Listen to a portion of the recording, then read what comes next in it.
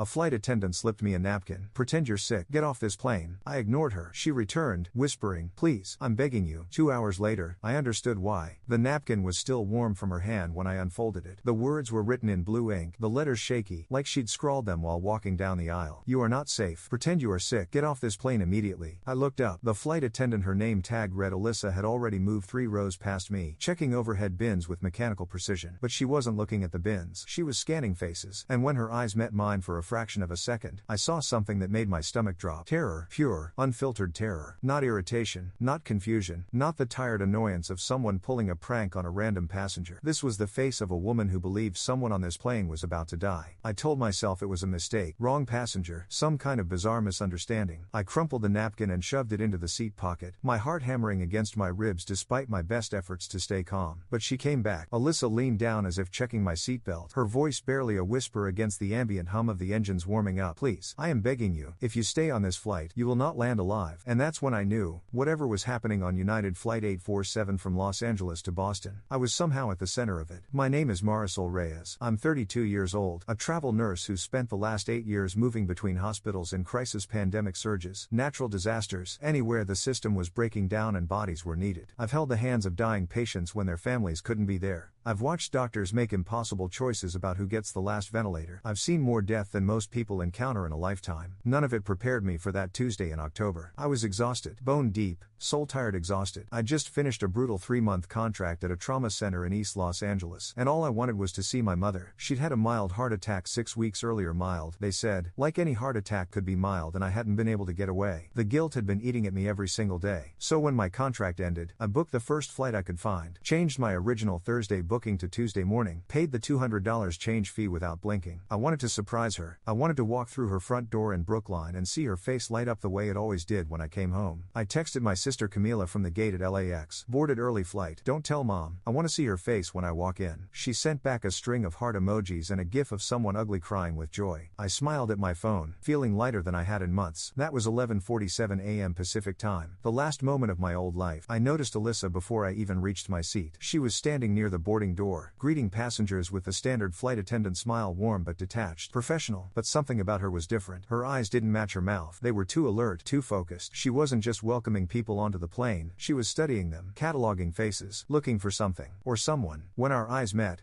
she hesitated, just for a half second, a tiny hitch in her rhythm. Then she looked away, her smile never faltering. I filed it away as nothing. Flight attendants dealt with thousands of passengers. Maybe she was new. Maybe she was having a bad day. Maybe I was projecting my own exhaustion onto strangers. My seat was 14C, an aisle seat near the middle of the plane, exactly what I'd requested when I changed my booking. I liked aisle seats. Easy access to the bathroom, no climbing over strangers, quick exit when we landed. Simple preferences that, as it turned out, would save my life. As I settled in, I scanned the cabin out of habit. 8 years of working in high-stress medical environments had trained me to assess situations quickly, to notice what didn't fit, what felt wrong, what might become a problem before it escalated. The man in 14A, my window seat neighbor, was already there. Mid-40s, gray hoodie, noise-canceling headphones. He gripped the armrest like the plane was already in turbulence, his knuckles white. Nervous flyer, I assumed. Common enough. Across the aisle in 14D sat a woman in an expensive charcoal business suit. She was beautiful in a sharp, corporate way, perfect makeup, perfect posture, but her leg was bouncing rapidly under the tray table. Her phone was in her hand, screen dark, but she kept glancing at it like she was expecting a message that hadn't come yet. Behind me, a teenage boy, maybe 16 or 17, clutched a black backpack to his chest like it contained something precious. His breathing was too fast. His eyes were red-rimmed. He looked like he hadn't slept in days. And near the emergency exit in row 10, a man in a black leather jacket sat perfectly still. Too still. No phone, no book, no nervous energy, just waiting. His eyes moved slowly across the cabin, lingering on specific passengers, the woman in the business suit, the teenage boy, me, before settling on the cockpit door. Stop it, I told myself. You're exhausted, you're seeing patterns that aren't there. But I couldn't shake the feeling that something was very, very wrong. The napkin came 12 minutes after I sat down. Alyssa walked down the aisle with a tray of pre-departure beverages for first class, but she wasn't serving anyone. She was making her way toward me with a deliberate casualness that felt rehearsed. When she reached row 14, she leaned down as if adjusting the napkin on my tray table, except there was no tray table. It was still stowed. She pressed the folded napkin into my my hand without making eye contact. "Complimentary beverage service will begin shortly," she said in a perfectly normal voice. Then she kept walking. I unfolded the napkin under the pretense of wiping my hands. The words hit me like ice water. "You are not safe. Pretend you are sick. Get off this plane immediately." My first instinct was denial. This had to be some kind of mistake. A prank, a test of some security protocol I didn't understand. People didn't just hand strangers cryptic warnings on napkins. That was the plot of a thriller movie, not a Tuesday morning flight to Boston. But when I looked up, Alyssa had stopped near the galley at the front of the cabin. She turned her head slowly, deliberately, and locked eyes with me. The fear in her expression was unmistakable. "Act now," her eyes seemed to say, "before it's too late." I didn't act. I should have. Instead, I rationalized. I told myself that if there was a real threat, there would be an announcement, that trained professionals would handle it, that I, a random travel nurse, couldn't possibly be the target of anything sinister. I crumpled the napkin and shoved it into the seat pocket in front of me. That was my first mistake. The plane began taxiing at 12:08 p.m. I watched through the window across the aisle as we pulled away from the gate, the terminal shrinking behind us. The engines hummed louder. The safety video played on the overhead screens. Everything looked normal, but I couldn't stop watching the other passengers. The man in the black leather jacket near the emergency exit was still unnaturally still. His hands rested on his thighs, fingers slightly curled, like he was ready to spring into action at any moment. He hadn't looked at the safety video once. His attention remained fixed on the cockpit door and on Alyssa. The woman in the business suit had started texting furiously, her manicured fingers flying across her phone screen. Her expression was tight, controlled, but I could see the tension in her jaw. Whatever she was typing, it wasn't casual. The teenage boy behind me was hyperventilating. I could hear his ragged breaths even over the engine noise. At one point, he whispered something that sounded like "I can't do this, I can't do this, I can't do this" on a loop. And the man in 14A, my window seat neighbor, kept glancing at the overhead bin above our row. He'd already opened it twice since boarding, both times without putting anything inside or taking anything out.